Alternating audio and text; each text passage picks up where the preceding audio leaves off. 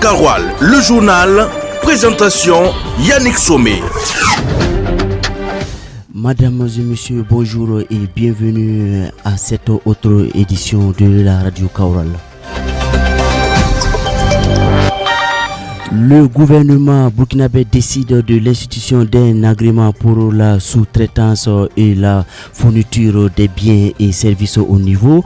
Une décision prise pour permettre à d'autres entreprises de prétendre au marché lancé dans le secteur minier. Concertation gouvernement et organisation syndicale du Burkina Faso. Après 4 ans d'absence, des échanges ont eu lieu ce jeudi matin. Et en sport, Royal FC et CFEB sur le toit de la Ligue 2 du Burkina Faso après les phases aller. Voilà pour le sommaire de cette édition de midi sur la radio Kaoural. Merci de nous choisir pour vous informer depuis Kabeka, Kashirga, Taka Iriga dans la commune de Douri.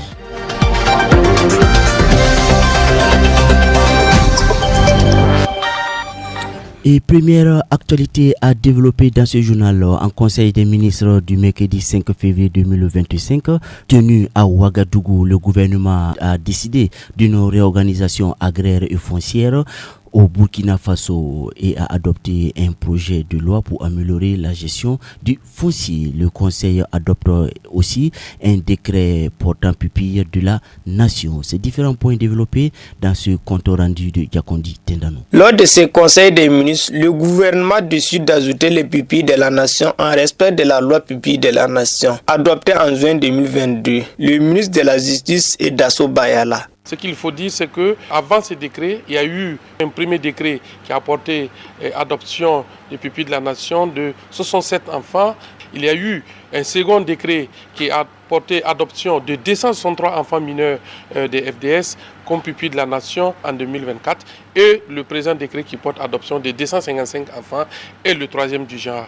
Désormais, 585 enfants mineurs et orphelins de fonctionnaires de l'État liés aux conséquences de l'insécurité seront pris en charge sur l'éducation et la santé. Outre ce décret, le gouvernement veut réorganiser le domaine du foncier. Et pour ce faire, il prévoit des réformes contenues dans un projet de loi qu'il a adopté lors de cette hebdomadaire selon Dr Aboubakar Nakanabo, ministre en charge de l'économie. À travers ce projet de loi, il est prévu que la terre appartient désormais à l'État et c'est l'État qui peut, à travers un acte réglementaire, prendre un texte pour octroyer la gestion d'une partie du foncier aux collectivités territoriales. Le projet de loi prend en compte les producteurs ruraux et tout en ayant un regard sur la terre. Dans le cadre de l'accompagnement de l'offensive agricole, il a été prévu que les terrains destinés à l'aménagement hydro-agricole ne puissent pas être cédés en pleine propriété. Ce qui veut dire que pour avoir accès à la terre pour l'agriculture, il faut procéder donc à un bail amphithéotique qui est un bail de longue durée qui va de 18 ans à 99 ans.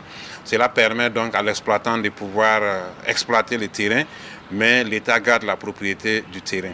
Il ne sera plus possible à un étranger de posséder un titre de propriété au Burkina. Le Conseil des ministres a procédé à la nomination de 13 directeurs régionaux de l'eau et de l'assainissement de l'environnement. Et au Sahel, Brice Marshall Traoré, ingénieur du génie rural, remplace Paul Kaboré, qui va prendre les rênes dans les eaux bassins. Et toujours dans ce Conseil des ministres, le gouvernement a décidé de 2 décrets de l'institution d'un agrément pour la sous-traitance et la fourniture des biens et services au niveau local. Une décision prise pour permettre à d'autres entreprises de prétendre au marché lancé dans le secteur minier. Le contenu de ces décrets expliqué par le ministre en charge des mines Yacouba Zabré Gouba au micro de nos confrères du service d'information du gouvernement. Pour ce décret, il faut dire que le Conseil a décidé que dorénavant, il sera institué un agrément pour la sous-traitance et la fourniture des biens et services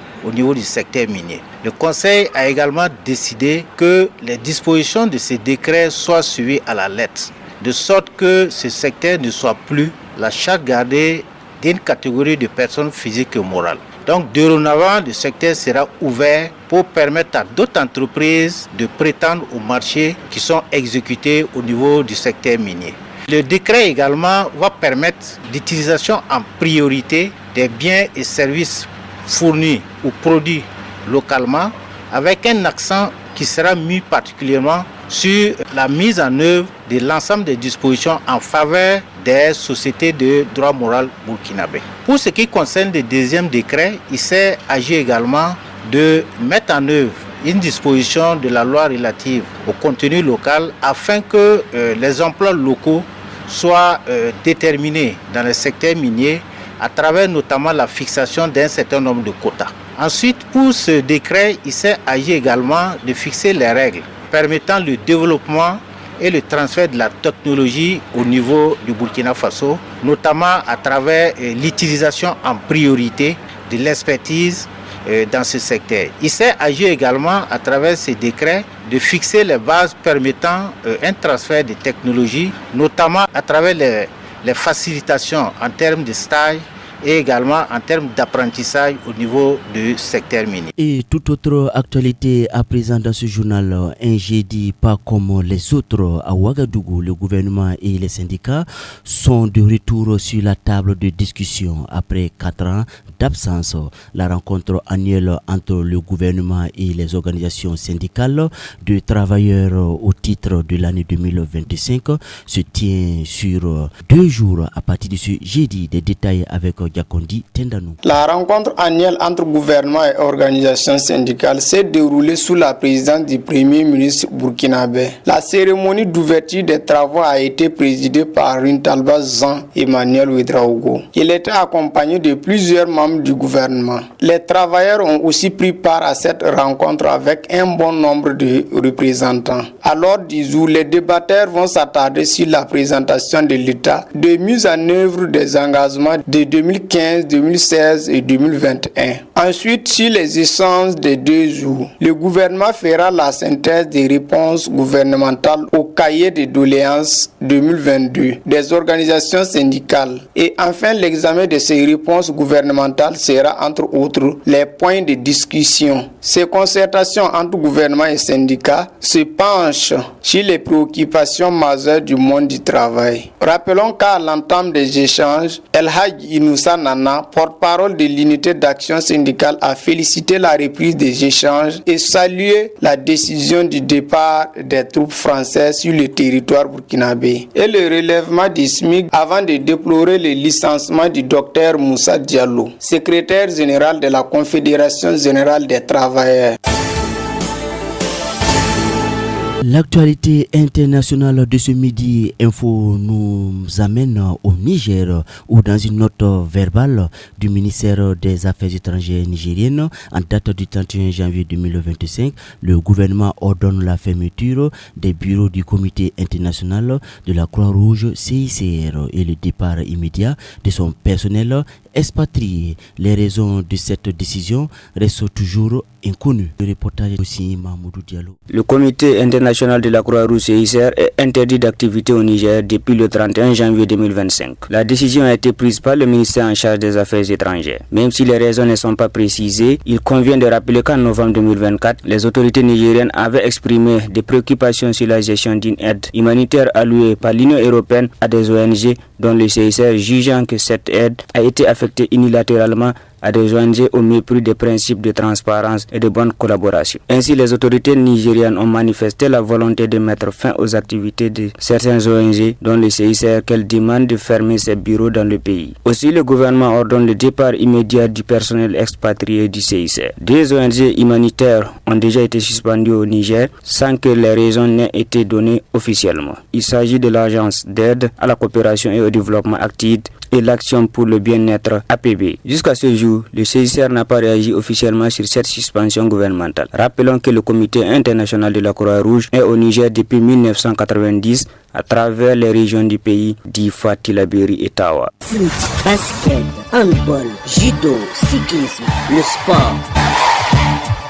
Et en sport, dans la dernière journée du Faso Foot Ligue 2, 11e journée dans le poule B. Dans le choc pour la deuxième place, BPS fait nul 0-0 face à Ageb. Le leader Royal FC rassure et obtient ses 3 points contre Kiko FC 2 buts à 1. Dans le poule A, CFEB continue sa montée en gagnant FAC à domicile 2 buts à 0. CLFC tombe devant Fada Academy 0 buts à 1 lors de cette dernière journée. Nous avons les résultats complets de cette 11e et dernière journée du Faso Football League 2 ainsi que le classement avec Amadouli. Les Léopards ST Camille s'imposent sans l'ombre d'un doute face au dernier de la poule A, Canon décide 3 buts à 0 et termine cette phase aller à la 6e place. ASK Trébis face à Sporting Koubri qui gagne par le plus petit des scores 1 but à 0. Le leader de la poule A s'est fait grâce à sa victoire lors de cette dernière journée 2 buts à 0 face à FAC assis les 3 points. Le CFEB est champion de la phase aller avec 28 points. COSAF gagne ISO 1 but à 0 et arrive à passer devant Sahel FC, qui tombe face à Fada Academy aussi par le même score. À l'issue de cette phase, aller CFEB est champion et le Sahel FC et Canon de Sud sont relégables. Dans le groupe B, AS Eco crée l'exploit grâce à une victoire face à Bobo Sport 1 but à 0. AS Eco quitte l'avant-dernière place pour la 10e. Le dernier ici aussi s'impose 1 but à 0 face à AFA. BPS deuxième au classement et le troisième. AZB se quitte 12 à 12 sur un score nul et vierge. AS AFA gagne par un service minimum stable 1 but à 0. Match nul entre ZCB et Téman Boquin. Score final 1 but partout. Royal FC se rassure lors de cette dernière journée et s'impose face à Kiko FC 2 buts à 1. À l'issue de cette phase, aller Royal FC termine champion et Easy et ZCB sont relégables de la poule B. Cette 11e journée marque la fin de la phase aller du championnat national de 2e division, mais pas de repos car ils vont enchaîner avec la Coupe du Faso le week-end. Radio Karoual, le journal, présentation Yannick Sommet. Et c'est la fin de ce midi info du jeudi 6 février 2025. Merci à vous de l'avoir suivi. Mamadou Diallo était aux opérations techniques. Merci à toute l'équipe de la rédaction pour ses efforts au quotidien. Méditons avec cette citation ce midi. L'âge n'est rien d'autre que ce que vous pensez. Vous êtes aussi vieux que vous estimez l'être. Fin de citation. Bonne méditation et bon appétit à chacun.